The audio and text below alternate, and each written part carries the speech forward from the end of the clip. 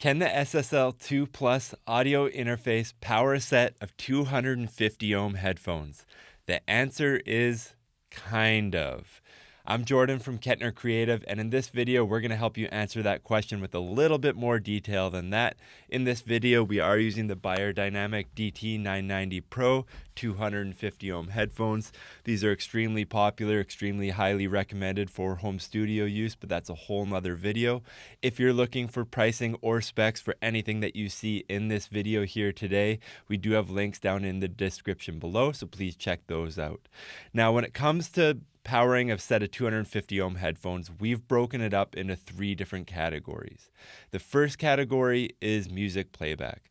So will this setup work well if you're playing back music off of iTunes or Spotify or YouTube or something like that, where the audio has been normalized, compressed, the loudness has been optimized of that audio track? And I would say yes, this definitely works for that situation.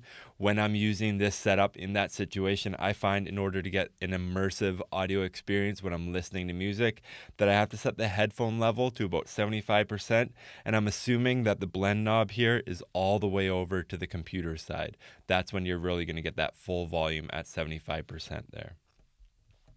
Now, the second way that you're going to use this is if you're doing audio editing or video editing or something like that, which is what these headphones are made for. They're reference headphones. They're extremely articulate, so a lot of people like them for mixing and producing videos and that type of thing. And again, you're going to need a little bit more gain because the audio isn't completely normalized or compressed. I find that I'm closer to 80 or 90% on the headphone volume knob in order to get the sound that I'm looking for in terms of volume out of this interface.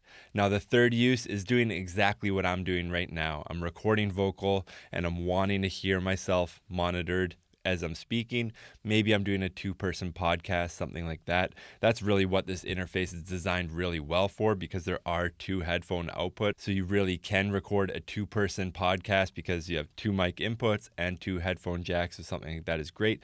But the bad news is that I do find that for that purpose, I'm all the way swung over to the input. So I'm monitoring my microphone. I'm fully turned up on the headphone volume. And I do find that I am about 15 to 20% short of where I want to be when I'm monitoring vocal.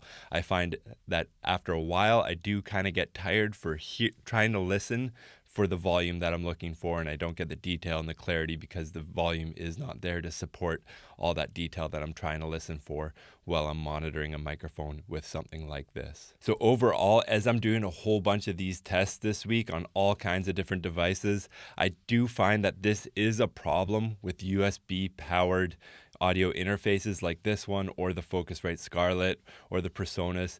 When a device like this is USB bus powered, it seems like the engineers have to decide where they want to allocate that power.